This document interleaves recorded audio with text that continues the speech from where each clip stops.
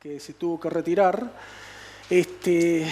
nos vamos a abocar específicamente, después del pantallazo que dio él, con respecto a lo que es oncología y urología, que bueno, uno como hemodinamista a lo largo de los años va vinculándose con otras especialidades y esta diría que son las especialidades con las que primero se ha ido vinculando y con las que más estrecha relación ha ido generando fuera de lo estrictamente cardiovascular.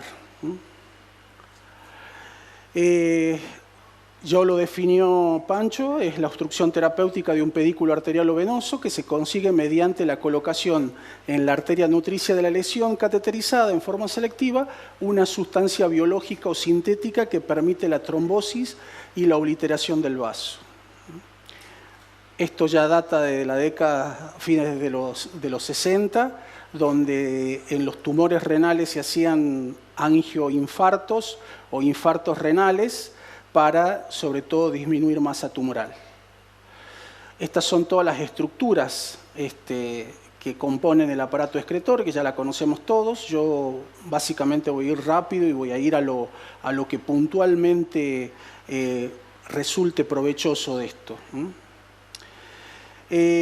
Las dos estructuras, que básicamente nosotros más nos vincula con la oncología urológica son los riñones y la vejiga. En los últimos años se ha puesto de moda la embolización prostática, nosotros hemos hecho algunos casos, pero la próstata básicamente en cuanto a la hiperplasia prostática benigna, no en cuanto al cáncer de próstata. El carcinoma renal, que desde el punto de vista anatomopatológico puede ser de células renales, puede ser urotelial, un sarcoma renal que existe. Nosotros en el mes de diciembre hemos embolizado un sarcoma renal que comprimía la médula y que ocupaba todo el retroperitoneo en un chico de 32 años. El tumor de Wills, que generalmente no se emboliza y es un tumor que se da en edad pediátrica, y el linfoma renal.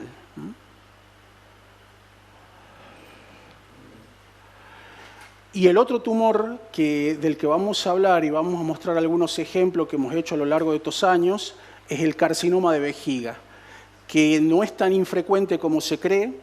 En Estados Unidos anualmente se diagnostican más de 600.000 carcinomas de vejiga. Es el 9º cáncer dentro de todos los que están descritos y se manifiesta por hematuria, generalmente sin dolor al orinar en sus estadios más tempranos y con la sensación de pujo y tenesmo. Se da más frecuente en hombres tabaquistas que están expuestos previamente a radiaciones o que tienen procesos irritativos crónicos de la vejiga. Y las preguntas iniciales, y van yendo a la parte práctica de esto, es a quién le indicamos, cómo lo hacemos y con qué lo hacemos. Yo me voy a adentrar en algunos aspectos de todo el pantallazo global que dio Pancho con respecto al tema de embolizaciones. ¿A quién le indicamos? Generalmente, y esto va muy emparentado y esto lo podemos asociar inclusive si esta charla fuese de oncoginecología, al paciente que está sangrando, el agudo, el paciente que tiene una hematuria incoercible, en el caso de la ginecología, la mujer que tiene una ginecorragia muy importante, o si nos vamos a los bronquios, el paciente que tiene un cáncer de pulmón con una hemóptisis incoercible. O sea que este ejemplo de la oncourología puede traspolarse a distintas especialidades y a distintos órganos. Y el paciente que ya tiene un diagnóstico oncourológico confirmado y ya está estadificado con un manejo multidisciplinario y que probablemente va a ir a una nefrectomía, donde una de las cosas que también decía Pancho era hacer la embolización prequirúrgica para disminuir masa tumoral, concepto que se aplica a muchos cánceres del organismo, sobre todo a nivel intraabdominal o intrapélvico. ¿Cómo lo hacemos? Puede ser por punción femoral. Yo generalmente a esto lo hago siempre por punción femoral y ya les voy a decir por qué lo hago. Hoy por hoy mucho se está haciendo también por punción radial, se puede hacer por punción humeral, pero yo siempre mantengo la comodidad de hacer este tipo de prácticas por punción femoral. Esta es la arteriografía renal común, donde uno ve toda la angioarquitectura renal con sus ramos segmentarios, subsegmentarios. Es bueno cuando uno va a hacer una arteriografía renal hacer la pisada completa para ver toda la faz nefrográfica, ver todo el contorno, todo el sistema pielocalicial y cómo se va eliminando el medio de contraste. Y con respecto a la vejiga, y es un poco más complejo, donde uno generalmente, para hacer una arteriografía vesical, generalmente debe conocer algo de la anatomía, de la hipogástrica, de que las arterias vesicales se dividen en ramos superiores y arterias vesicales inferiores, y que generalmente son ramos del tronco anterior de la hipogástrica. Como se ve en esta foto sacada de la literatura.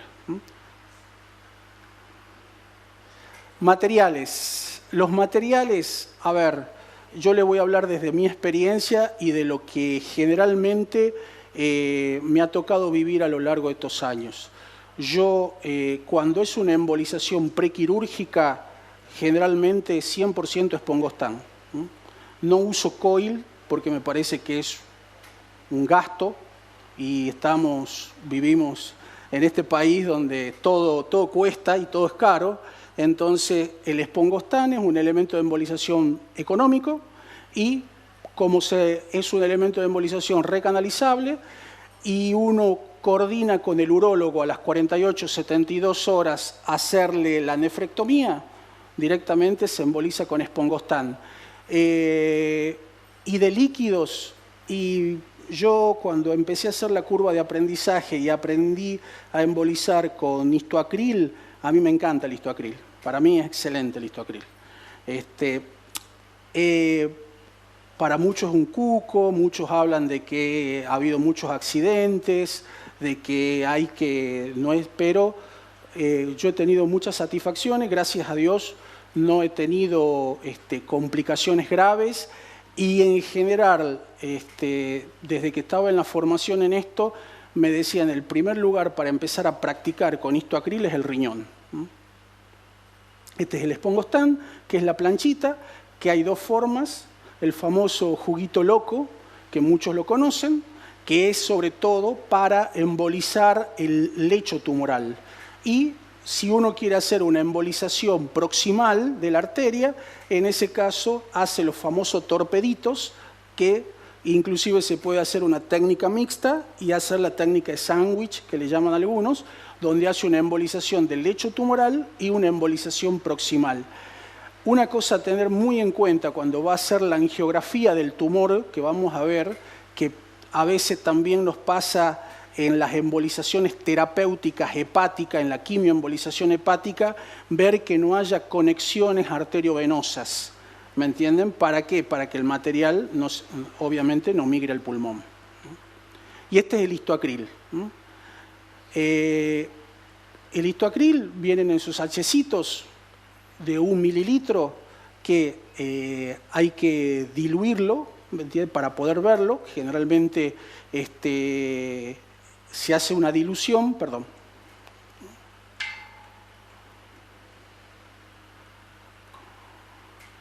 se hace una dilución donde generalmente se utiliza microcatéter. Ese microcatéter hay que lavarlo con destroza porque el histoacril polimeriza con sangre y con sodio, entonces generalmente los radiólogos usan lavado de destroza continuo y se lo debe diluir con lipiodol. Esas diluciones, generalmente cuando son al 50%, pueden ser al 50%, al 25%, al 75%. Eso nos va a hablar de la velocidad en la que va a polimerizar el histoacril y a dónde queremos que llegue. Si el nido tumoral está acá y la arteria que uno va está acá. Es muy importante coordinar perfectamente dónde pone el microcatéter y hacia dónde quiere que vaya el histoacril. Si quiere que se quede acá, si quiere que... Eso depende mucho de la dilución exacta que hagamos con el histoacril. La recomendación que cuando vayan a empezar a hacer histoacril nunca lo hagan solos, siempre tengan un ayudante. ¿Por qué? Porque es importante que les tenga el introductor, que les tenga el macrocatéter para que ustedes inmediatamente inyecten.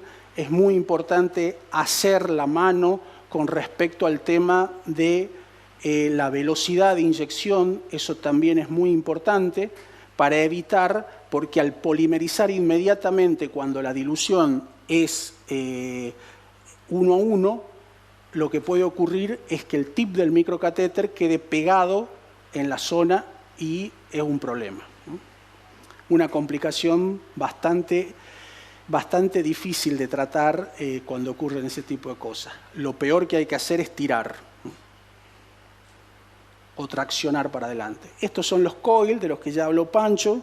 Son distintos tipos de coils. Hay hidrocoil, coil detachables, coil fibrados. Generalmente el coil, yo en lo personal lo uso muy poco en la patología oncológica, porque uno en la patología oncológica quiere generalmente tapar el nicho tumoral. En cambio, con el coil lo que uno termina haciendo es como un clampeo proximal donde va a haber un infarto del nicho tumoral, pero debido a la angiogénesis, al reclutamiento vascular, es lo que pasa en las malformaciones de alto flujo. Así que el coil es cuando es una embolización prequirúrgica y lo tenía ahí, se me está venciendo y bueno, lo uso, pero no es un elemento que yo vaya a usar en lo personal cuando hablamos de oncología puntualmente en esto. Bueno, esto es un caso, evidentemente es un carcinoma renal que ustedes ven, está invadido todo el riñón derecho, prácticamente todo el riñón derecho, todo el polo inferior, donde inclusive está comprimiendo, y esto es lo que hay que tener mucho cuidado cuando uno va a hacer estas cosas, que todos estos manchones negros muchas veces son lagos que conectan directamente la arteria con la vena, y eso inclusive puede ser peligroso si uno va a usar partículas de polivinilalcohol o embófera, porque por más que sean partículas o embóferas de 1200 o de 900, pueden pasar de largo. Esto lo que le hicimos fue histoacril. Y se pudo desvascularizar todo, inclusive hay tejido renal, a pesar de que este paciente a futuro terminó yendo a una nefrectomía. A veces estos tumores son así de grandes, ¿me entienden? Por eso es importante desvascularizarlos. Otro caso de una embolización donde prácticamente se ve todo el riñón tomado, alguna estructura en el polo inferior. Y en este caso directamente lo que hicimos fue histoacril, espongostán distal e histoacril proximal, y tapamos toda la arteria renal directamente.